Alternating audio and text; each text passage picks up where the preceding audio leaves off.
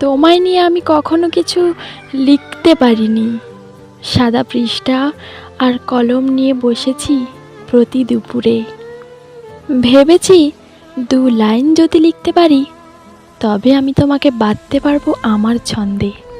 কিন্তু কলম এক দৃষ্টিতে তাকিয়েছিল পৃষ্ঠার দিকে।